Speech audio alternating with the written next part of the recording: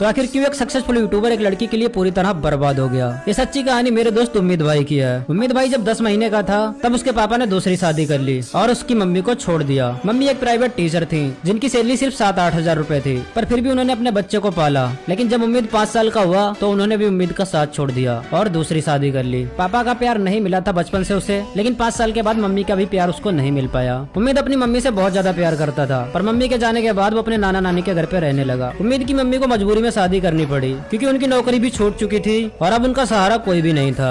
शादी के 2 साल बाद ही उम्मीद के पापा ने उम्मीद की मम्मी को छोड़ दिया था, पर फिर भी उन्होंने 5 साल तक उम्मीद को पाला और उसके बाद उनके मम्मी पापा ने उनको बहुत समझाया तो उन्होंने दूसरी शादी कर ली। उम्मीद की मम्मी महीने में 1-2 बार उम्मीद से मिलने आया करती थी। उनको देखकर उम्मीद बहुत ज्यादा खुश होता था। वो अपनी मम्मी से हमेशा बोला करता था, मम्मी तुम मेरे पास क्यों नहीं रहती, तुम जहाँ रहती हो मुझे भी अपने पास ले चलो। यहाँ पे जितने बच्चे सबके पापा हैं, पर मेरे पापा कहाँ हैं मम्मी। तो उम्मीद की मम्मी बोलती थी, तुम्हारे पापा बहुत दूर एक शहर में गए हैं, वो जब आएंगे तुम्हारे लिए बहुत सारे खिलौने लाएंगे। तो उम्मीद बोलता था, मम्मी मुझे खिलौने नहीं चाहिए, मुझे मेरे पापा चाहिए, उनको बोलो जल्दी आ जाएं। उम्मीद की ये बातें सुनकर उनकी आंखों में आंसू आ जाते थे, पर वो बेचारी क्या कर सकती थी। उम्मीद के पापा ने उनको छोड़ दिया था, पर जहाँ उन्होंने दूसरी शादी की थी उन्होंने उम्मीद को अपनाने से मना कर दिया था, इसलिए वो उम्मीद को अपने पास नहीं रख सकती थी।